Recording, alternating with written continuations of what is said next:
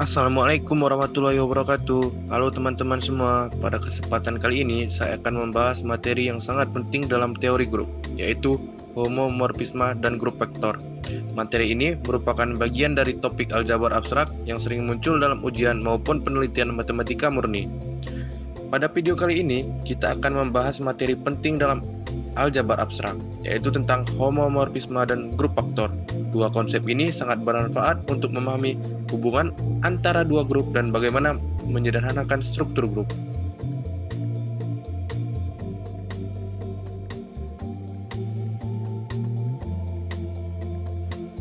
Oke, pertama-tama kita bahas dulu tentang homomorfisme. Secara sederhana, homomorfisme adalah sebuah permetaan atau fungsi dari satu grup ke grup lainnya yang mempertahankan operasi grup. Ya, di mana homomorfisme grup adalah konsep fundamental dalam aljabar abstrak yang menggambarkan hubungan antara kedua grup. Secara intuitif, hubungan homomorfisme adalah sebuah fungsi antara grup yang mempertahankan struktur operasi grup. Oke, sekarang apa itu homomorfisme grup? Misalkan G, operasi G dan H operasi H adalah dua grup, di mana operasi G adalah operasi binar pada G dan operasi H adalah operasi binar pada H. Sebuah fungsi G sama dengan H disebut homomorfisme grup jika untuk setiap A, B anggota grup berlaku fungsi A kali B sama dengan fungsi A kali fungsi B. Atau bisa juga. Oke teman-teman, sekarang kita akan melihat contoh sederhana homomorfisme grup. Misalkan, kita punya dua grup. Grup pertama adalah G, di mana Z, penjumlahan, yaitu grup bilangan bulat dengan operasi penjumlahan. Dan grup kedua adalah H, di mana R, penjumlahan, yaitu grup bilangan real juga dengan operasi penjumlahan.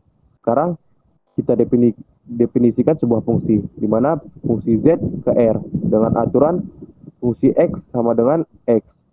Nah, selanjutnya kita masuk ke langkah verifikasi. Kita ingin memeriksa apakah fungsi F ini benar-benar homomorfisme. Syaratnya adalah fungsi A tambah B sama dengan fungsi A tambah fungsi B, seperti yang ada di slide sebelumnya.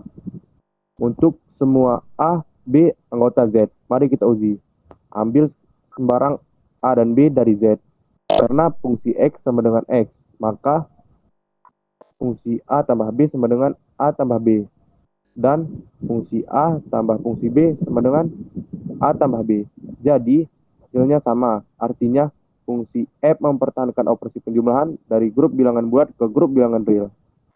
Dan kesimpulannya, karena syarat homomorfisme terpenuhi, maka kita bisa simpulkan bahwa fungsi Fx sama dengan X adalah homomorfisme grup dari Z, penjumlahan dan R, penjumlahan. Oke, di sini kita akan membahas sifat-sifat dari homomorfisme. Ya, yang pertama, elemen identitas dipertahankan. Ya, di mana Pi dari E sub G sama dengan E sub H. Artinya, fungsi homomorfisme memetakan elemen identitas di G ke identitas di H. Yang kedua, inverse dipertahankan. Pi dari A pangkat min 1 sama dengan Pi dari A pangkat min 1. Dan yang ketiga, ada kernel. Di, di mana kernel Pi sama dengan himpunan semua elemen G, anggota G, sedemikian sehingga Pi dari G sama dengan E sub H. Yang keempat, image atau citra. Di mana image Pi sama dengan himpunan semua Pi G untuk setiap G anggota G. Ya, selanjutnya ada grup faktor. Ya, pengertian subgrup normal. Subgrup normal adalah subgrup N dari G sedemikian hingga untuk setiap elemen G di G dan di N berlaku GNG inverse adalah anggota N. Ini juga bisa diartikan bahwa koset kiri dan koset kanan sama, yaitu Gn sama dengan Ng untuk semua G anggota G. Jadi bisa dibilang N adalah subgrup normal jika koset kiri dan kanan selalu sama. Dan yang kedua ada operasi pada grup faktor, di mana operasi dalam grup faktor didefinisikan sebagai Gn, Hn sama dengan GHN. Artinya kita kalikan wakil kosetnya, lalu ambil kelas kosetnya dari hasilnya. Dan yang terakhir ada elemen-elemen grup faktor, di mana setiap elemen dalam grup faktor adalah kelas koset dari bentuk Gn, yaitu himpunan dari semua elemen hasil perkalian G dengan semua anggota N. Ya, jadi kita ke teorema homomorfisme.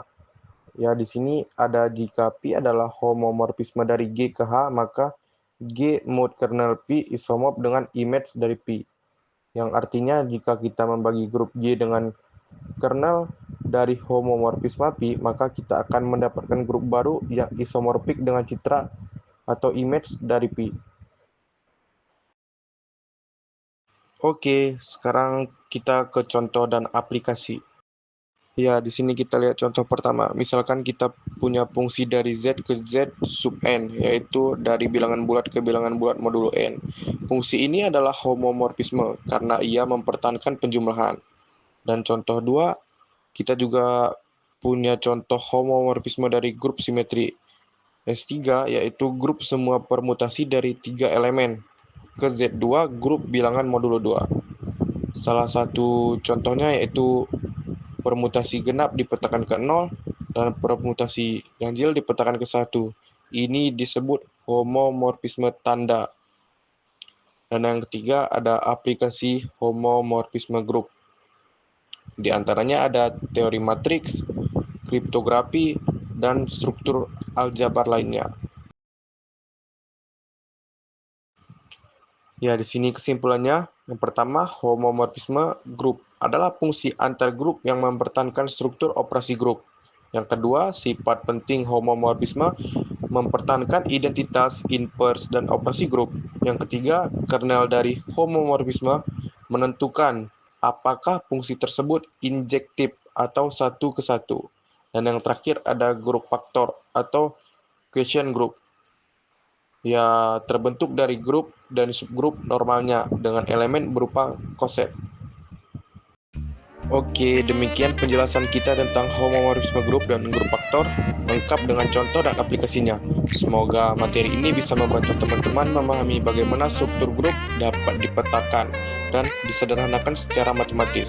Terima kasih atas perhatian dan waktunya. Jika ada pertanyaan atau diskusi, silakan sampaikan.